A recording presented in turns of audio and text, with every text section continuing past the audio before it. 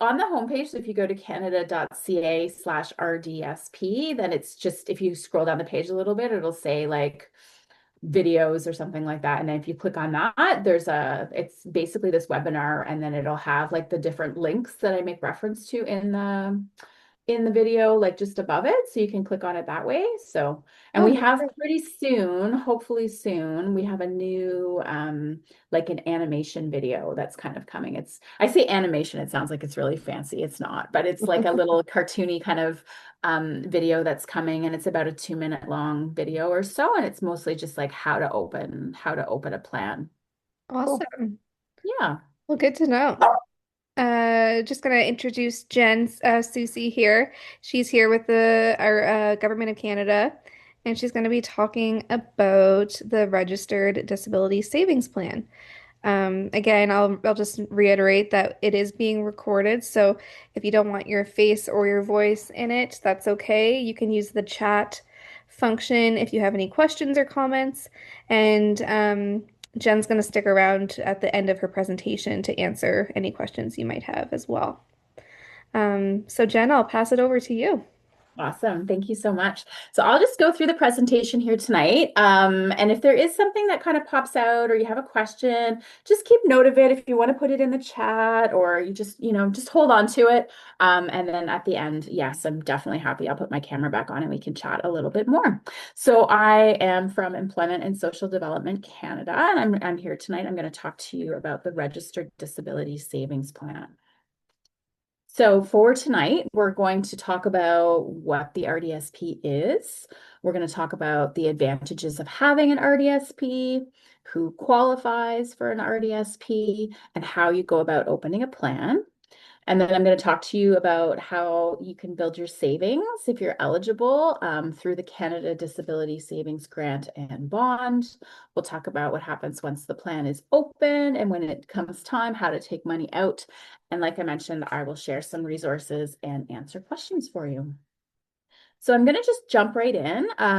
For those of you that are not aware, the RDSP, so the Registered Disability Savings Plan, it is a long-term savings plan, and it helps persons with disabilities to save for the future. And for those that are eligible, the Government of Canada can also add money to the RDSP, which I'm going to talk about a little later on. And it's important to note, like any savings plan, especially a long-term one, the earlier you open an RDSP, the more your savings will grow. So there's many advantages of having an RDSP. So currently, in all provinces and territories, opening and contributing to a plan will not affect your other federal or provincial benefits. So things like monthly disability income support payments or monthly pension payments. Now, if folks are in Quebec, New Brunswick, and Prince Edward Island, making a withdrawal from the plan may impact the amount of provincial benefits they receive. But I'm talking to you all tonight, and you're in Nova Scotia, which is great, and your income supports there will not be affected by opening an RDSP or by making a withdrawal from the RDSP. So it's safe, your money is all safe, okay? The money from an RDSP, when it's time to take it out, it can be used for anything. So there's no rules as to what the money needs to be spent on. And you and anyone that receives permission from the plan holder can deposit money into the plan. So there's no maximum per year that you can put into the RDSP, but a maximum of $200,000 can be put in over the lifetime of the person with the disability. And you have until the end of the year that the person with the disability turns 59 to contribute.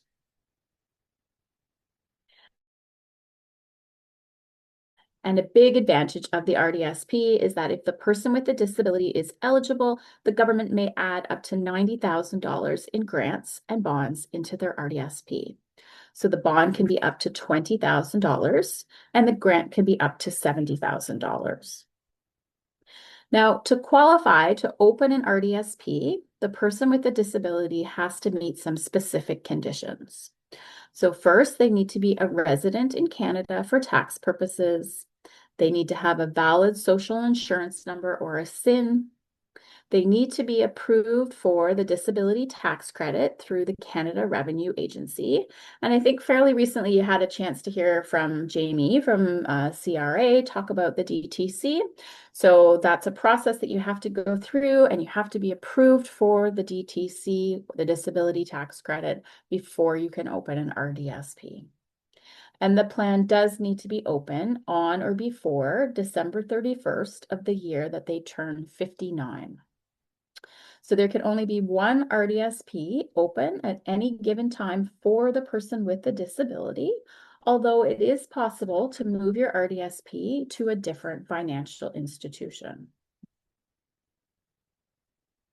Now, the holder of the RDSP, this is the person or the organization that opens the plan, and they are responsible for the day-to-day operation of the RDSP. So that includes controlling all the money deposited into the plan and directing when and how much money comes out of the plan. If the person with the disability is an adult, they are usually the holder of their own plan. But if the person with the disability is a child, the holder must be the person or the organization legally responsible for them. Now, when the child with the RDSP becomes an adult, they can be added as a co-holder to the RDSP, or they can become the only holder of their own RDSP as long as they have the legal capacity to sign a contract for themselves. It's important to note that once all the money is deposited into the RDSP, it belongs to the person with the disability. So it belongs to the beneficiary. That's what that word means, okay? It's the person who has the RDSP.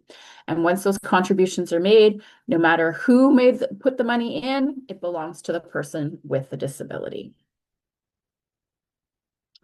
Now we're going to talk about different ways that the government can help you with your RDSP savings. And the first thing I'm going to talk to you about is the Canada Disability Savings Grant. And I'm just going to call this the grant. So with the grant, you need to put money into the RDSP to get grant money from the government. The grant is money that matches the money deposited into the plan. So how much money you're going to get from the government depends on the person with the disability's family income, and then how much money they're able to save that year in their RDSP.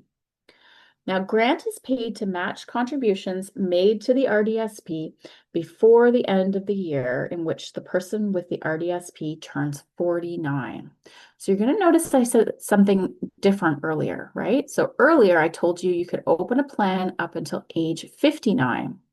But in order to get the grant and in order to get the bond, the beneficiary, so the person with the disability, has to be up to age 49. Once they go over that age 49, so December 31st of the year that they're 49, that's the end.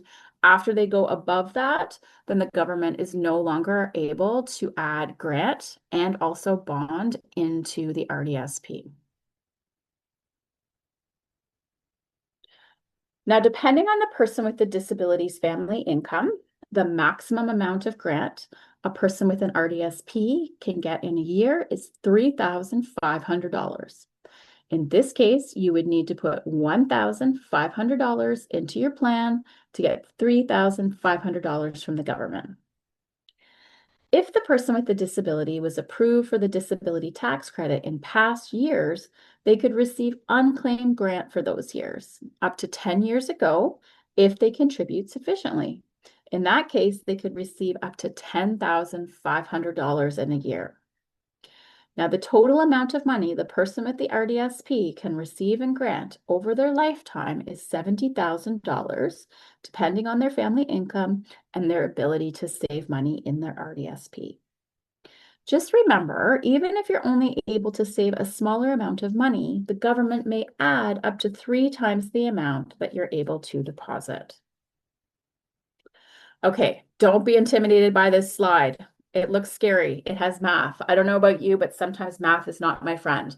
But we're going to walk through this together, okay?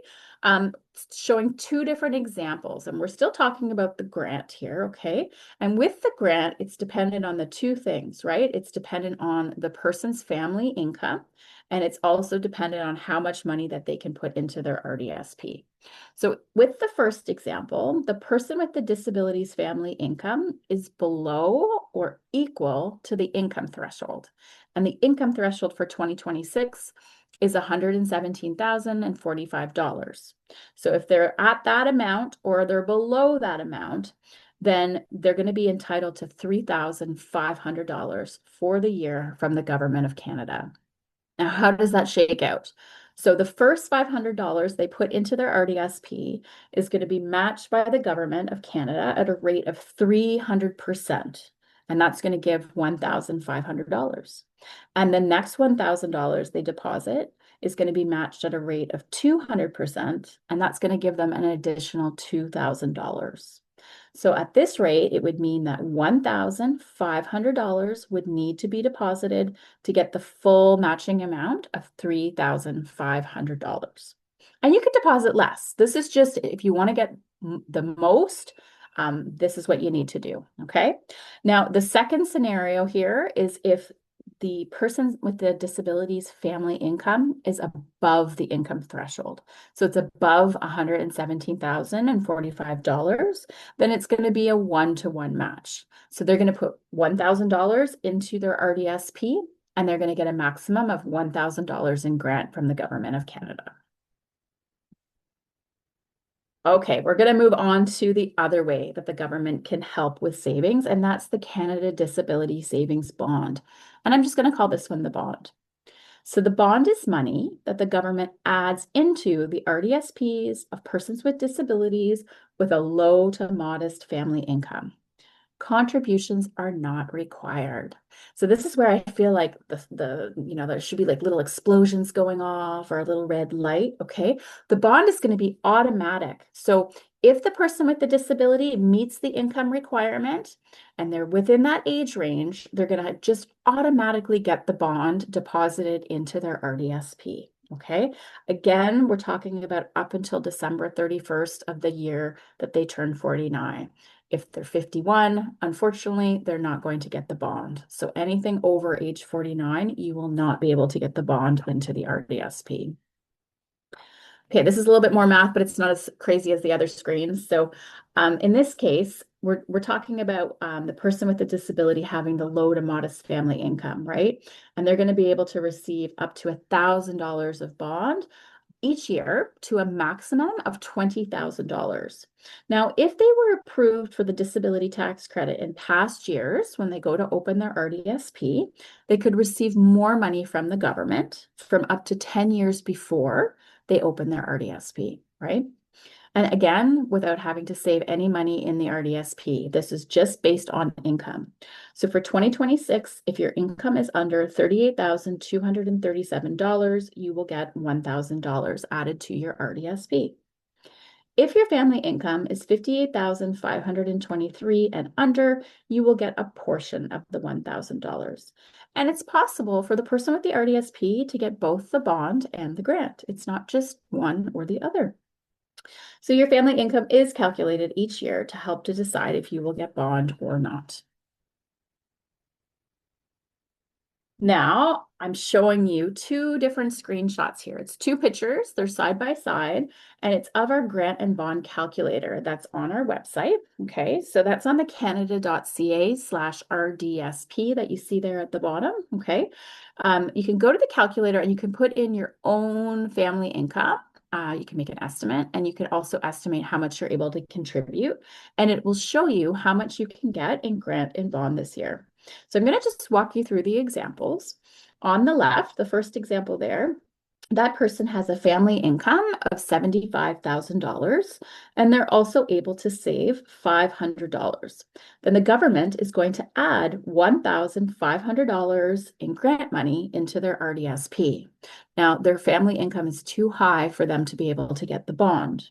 But in the second example on the right, the person with the disability has a family income of $15,000 and they're not able to save any money that year. They're able to receive $1,000 in bond.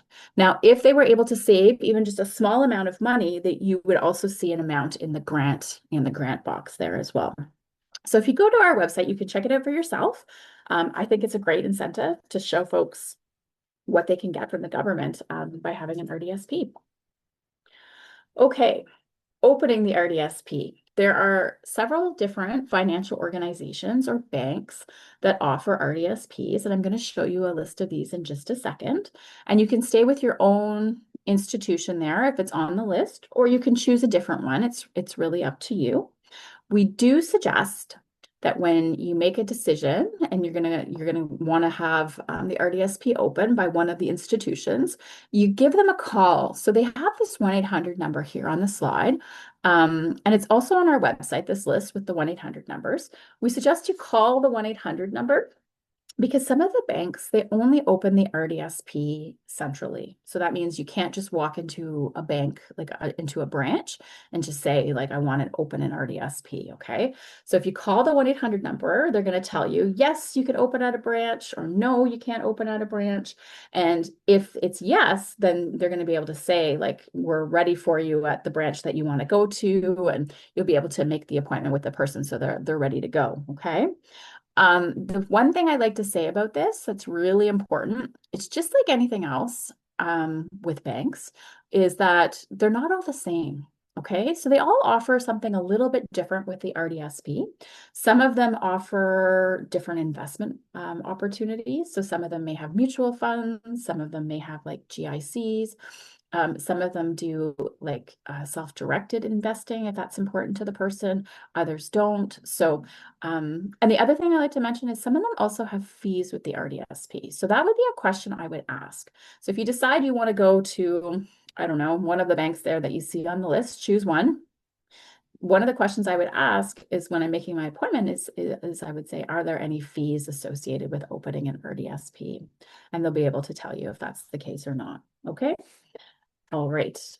On to filing income tax. We know this is important for everyone. And our program, the RDSP program, we use the person with the disabilities family income to calculate how much grant and bond is paid into the RDSP. And family income is checked with information held by CRA based on filed income tax returns. Okay, so we do use the family income that's reported on your tax return from 2 years before to calculate how much grant and bond will be paid into your RDSP. So for 2026, our system is looking at your tax return information for 2024 to figure out how much you should get in grant and bond into your RDSP this year. Now, if income information isn't available because taxes were not filed, you can definitely go and do them. You can still do back taxes, but that's another story. But if we don't have your information because your taxes weren't filed, the person with the RDSP is only going to be eligible to receive up to $1,000 a year in the matching grant, and they're not going to receive any bond, right? Because we don't know what your income is. So we need to know your income level so that we can see if we can pay you those higher entitlement levels. Now, for children with RDSPs, grant and bond amounts are based on the parents' or the guardian's income. And when the person with the RDSP becomes an adult, their own family income is used. So it doesn't matter who they live with, it doesn't matter who supports them financially. We're going to look at that 19-year-old's income, okay? And it's very important that when the child does turn 19, you're going to want to revisit the bank where you opened your RDSP and you're going to want to re-sign the grant and the bond forms, okay? This is going to give us permission to start looking at the 19-year-olds, their own family income, okay? Not mom and dad's anymore. And also super important that we tell parents that when your child is 17, that you should start filing income tax for them, even if they don't have a job, because when they do turn 19 and you go to the bank to re-sign that form, we're going to know their proper entitlement level because we're going to know their family income. So sometimes what will happen is maybe parents, maybe they are past the income threshold with the bond, but maybe once the child does turn 19 and we're looking at their income level, if they're not working, then maybe at that case, we'll see a switch and we'll see the bond start to get paid out at that point. So really important, you want to make sure that you're getting paid the right entitlement levels, okay? All right, we're just rounding out towards the end of the presentation. Thanks for sticking with me here. We're going to talk about when it is time, how to take money out of the RDSP. So I've mentioned a couple of times this is a long-term savings account. We're going to talk about the rule with how it has to be a long-term account in just a second. But before we get to that, we're going to talk about when it is time, how the money does come out of the RDSP. So it can come out in two different ways. So the first is a regular payment from the RDSP. I like to think of these as like a pension payment or maybe like an allowance payment. That's how I keep that straight in my mind, okay?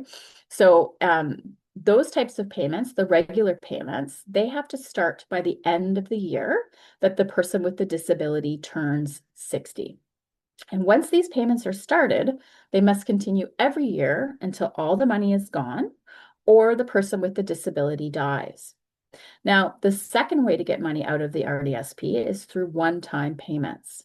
And these can come out of the RDSP at any time if the payment is allowed by the financial organization.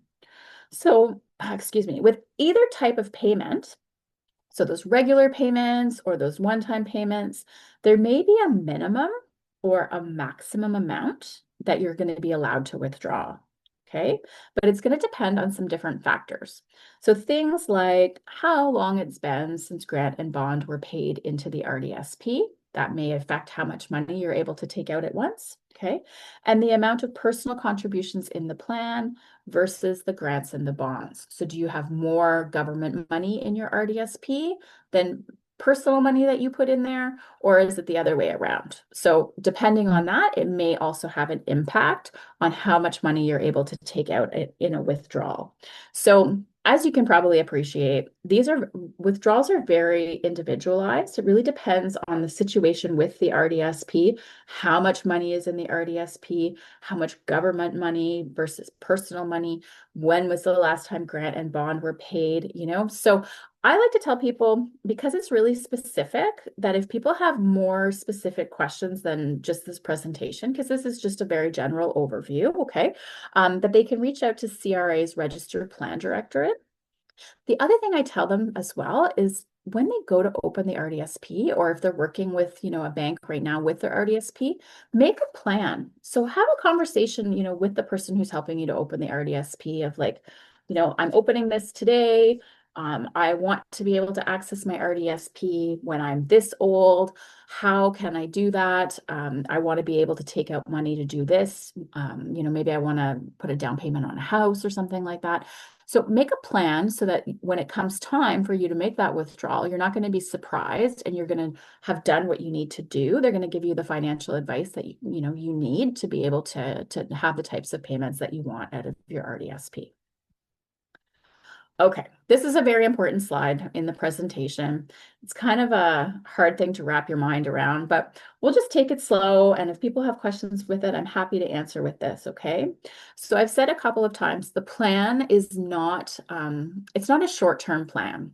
It's not a savings plan that you set aside, you want to set aside some rainy day money in case there's an emergency and you need to access the money quickly. It's not that kind of plan. It's the kind of plan where you're going to want to open it up as soon as you can, and you're going to want to contribute if you can, but you want to build the savings in the RDSP over time because it's for the future. It's not for right now. And to help people save money over time, all of the money in the plan, so any money that they've deposited, any grant, any bond, any earnings, all the money has to stay in the RDSP for 10 years every time they get grant or bond into their RDSP. So I'll give you an example. It's 2026 right now. Maybe you don't have an RDSP, but you're hearing my presentation and you think this is great. And you're going to go and open an RDSP, and I really hope that's the case. So it's 2026. Maybe you're going to put some personal money into the RDSP. Maybe you're going to get some grant and bond into the RDSP as well this year. If you get grant and bond into your RDSP, it is now going to be 2036 before you can access any of the money in the plan. So any money that you put in, any money that the government put in, any of the earnings. If you decide you don't want to wait the 10 years, because people do, and you want to take money out of your plan sooner, then you're going to have to pay back some of the money that you have received from the government out of your RDSP. So it's so important. We like to say it twice in a different way, okay? If you wait 10 years since you last got grant or bond money and you make a withdrawal, you're not going to need to pay back any money back to the government, okay? If you are 60 years old and you start making withdrawals, you're not going to need to pay back any money from your RDSP. If this is the one exception, and I don't like talking about it, but it's the one exception to the rule, and it's if you have a shortened life expectancy. And this is something that maybe will change for people. It has to be certified by a doctor. The plan can then be changed to something called a specified disability savings plan, and it allows you to access funds in your plan without needing to pay back any money to the government, okay? If you decide to start your payments early or you take a lump sum of money out of your RDSP before those 10 years are up, you're going to need to repay money back to the government out of your RDSP. Okay, we've gotten to the resources section here of the presentation. So you know I'm almost done, okay? So here are some things that can help support you with information on the RDSP. So we do have the 1-800-O-Canada. So that's 1-800-622-6232. This is if you want just some general information about the RDSP, okay? You can ask. I think they still have some brochures that they're able to send out. And it'll just give you, something in your hand, some information there about the program.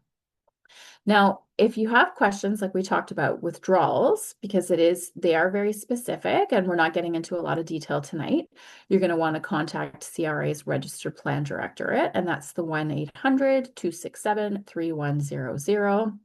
Now, the next one is a really good number for folks to have on hand, okay? This is for people who already have an RDSP open, or this is for people who are in the process of getting a plan registered. So they're opening a plan up.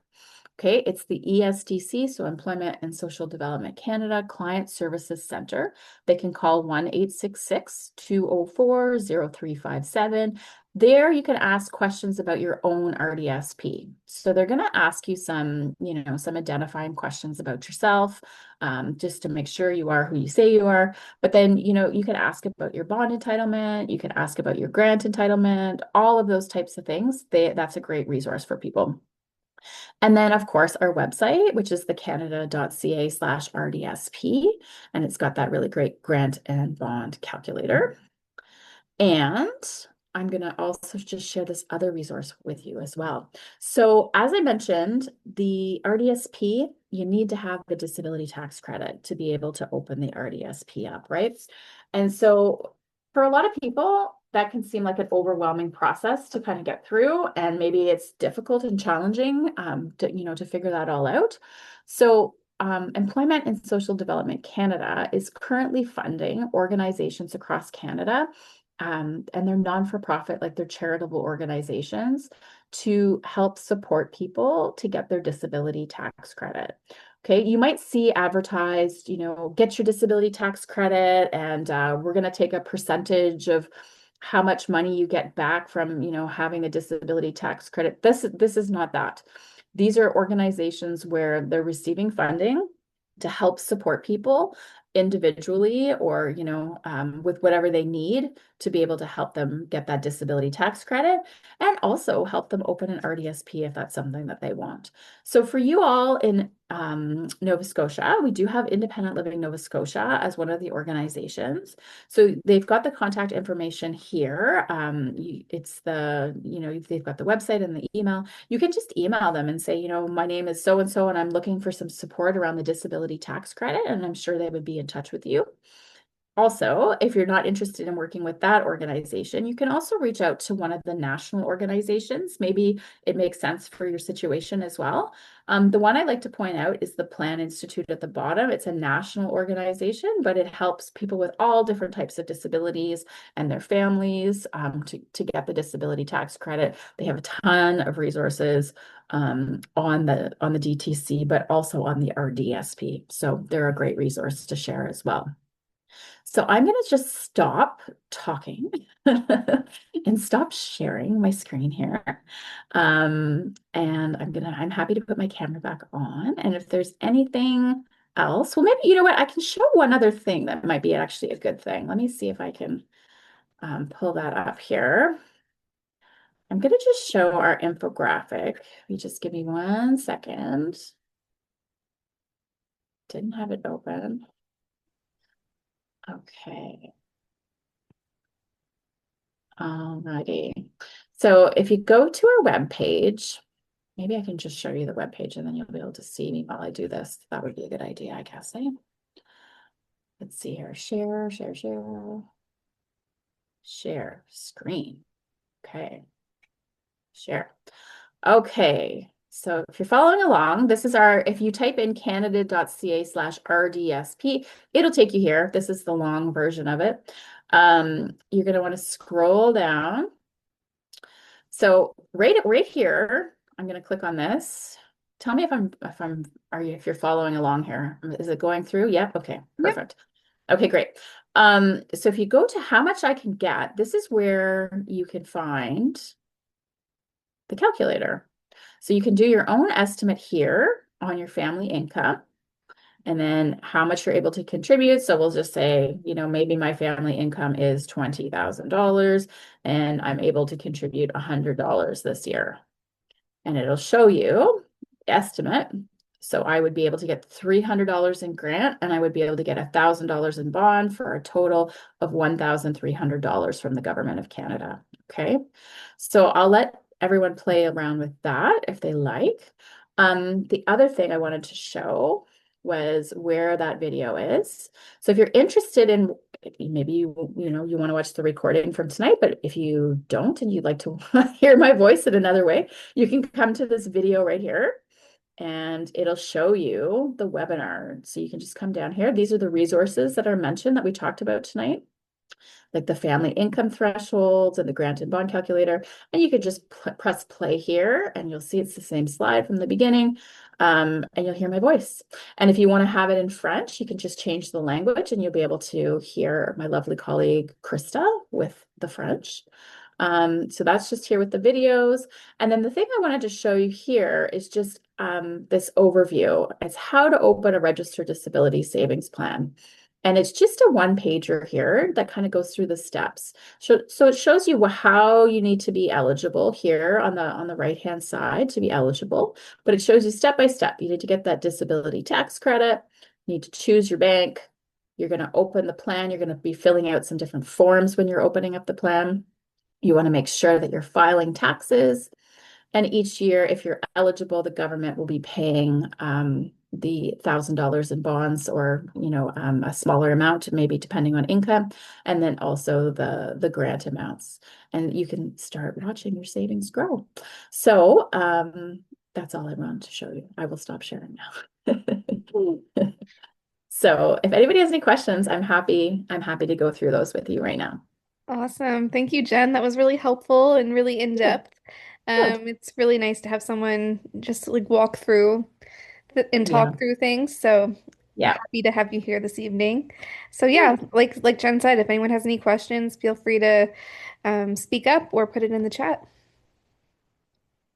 I think that's really, really helpful, Jen. And it's also kind of put the importance of us sharing the information that we've gotten as well. Yeah. Like sometimes we get parents that come in with somebody that's had a brain injury in their 20s or whatever. And Yeah. that's amazing the amount of money that they can get. Like, because a lot of those parents are worried about those kids and what's going to happen to them. And Yes. that's really good information for us to share. Yeah. Well, I mean, it's great. It's a fantastic plan. The entitlements are so great. I mean, the limiting factor is the age range on it, which is, Yeah. can be really disappointing sometimes for people. But sometimes we do get asked as well, like, maybe somebody's 51 Mm. and they have the disability tax credit and they'll say, why should I bother opening an RDSP? Because it doesn't really make sense because they're not going to get the grant and the bond. It is a good savings account to be able to host up to $200,000 of personal amount, right? And then you're not going to have your benefits be cut off there in Nova Scotia. Yes. So And you wouldn't have the limitations in terms of like withdrawals. So it's really great if somebody comes into an inheritance or maybe they have a settlement or something like that, they come into a larger sum of money, they can put it into the plan, and then they'd be able to do investments and have it somewhere safe and not have their provincial benefits cut down. So it's a great mechanism for So that if as well. somebody is in a situation with a settlement or Mhm. something like that, what is the amount per year that you're allowed to put in? I just you probably Yeah, went over that, but I'll go yeah. back through the slides That's and stuff. okay. Yeah, no problem. So you can put up to $200,000 total in personal contributions. So Okay, that's not like how much money is going to be in the RDSP. That's just your right, personal contributions. right. Now, you might want to be strategic about that. Hmm. So if it's, if the person is under the age of 49, you Hmm. might want to just be careful that you're putting in dribs and drabs so that you can get the maximum amount of grant and bond each year to do the Right. matching with that. But if they are older, like 51 or something like that, and they get a larger amount of money, they could put it all in there. And then, as long as it's under the $200,000, it would be safe there. Yeah. Thank you so much. Yeah, no problem. Awesome. Any other questions for Jen tonight? Um, they do a match of contributions that you put in. Do they do a retroactive, like if you were disabled, but you were disabled a few years ago and only started it now? Yeah. Do they match those years as well, or just the 1 year you put in? Yep, they will. So it depends on a couple of things, okay? If you were approved for the disability tax credit in past years, okay? So let's use this example of this year. So it's 2026, and maybe either a person's going to get approved for the disability tax credit this year, and maybe they're going to go back in time all the way to 2016. That's as far as we can go back is the 10 years. What ends up happening then is those entitlements from like 2016, 2017, 2018, 2019, they stay with the plan. Okay, so up to 10 years will stay with the plan, and you'll be eligible to keep contributing more money than the $1,500, for instance, to be able to get to a maximum of $10,500 in a year.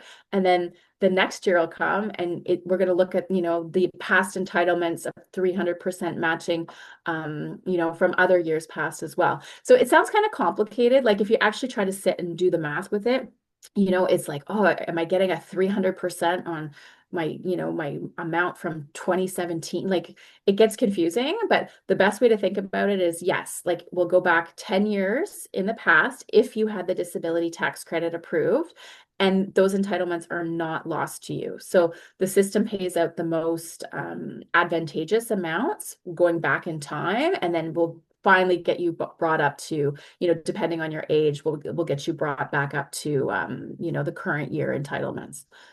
Excuse me. So yeah, you don't lose that. And then with the bond, it's really great with the bond as well, because if the person meets the criteria for that, essentially we'll look back in time, and this all happens automatically when the plan is being open.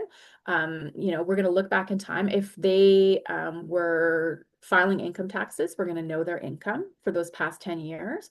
And if they're in that range, then all of a sudden there might be just like a big dump of bond money that goes into the RDSP. So depending on how long they were eligible for that disability tax credit and for how long we know their income level and they met the criteria. So sometimes people can get up to like $11,000 dumped into their RDSP, and that would be the 10 years prior for bond and then the current year as well, entitlement.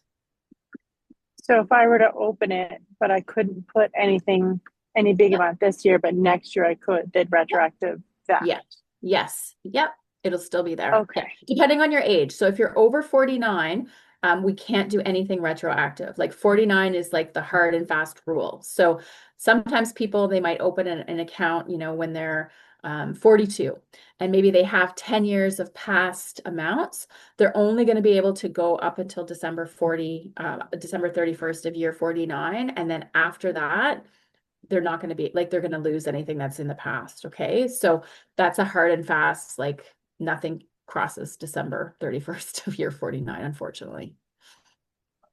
Okay. Thank you. Yeah, you're welcome.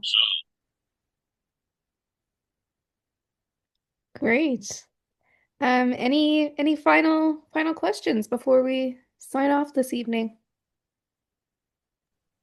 I just wanted to say a great job on the slides and everything. It was very like very uh, very good information, and it's easy for us to go back and pick out the little pieces of everything. So thank you for that. Oh, you're welcome. You're welcome. And I think And it's good too to highlight the website too, just to have an understanding of where to go and what it looks yes, like and the different links, yeah. and that's helpful. Yeah, no, for sure. It can be complicated. And yeah, like all of the government sites kind of all follow a pattern and look similar, right? So it can get kind of confusing with it. We've tried to like streamline ours as best we can. And you'll notice, like I mentioned, there'll be a new video coming. You'll notice if you go through our pages, there's some really old videos that we do have. They're still accurate, but they're older videos. Those will be eventually coming down and be like replaced with the new video when it does come. We've been working on it really hard for a really long time. So I'm very excited for when it goes up there. I will be telling you. You'll know. Awesome. Yeah, for sure. Well, we really appreciate you spending your time Yeah. with us, and Yeah. Thanks for having me. it's really helpful, and we really value the time. So, um, Yeah.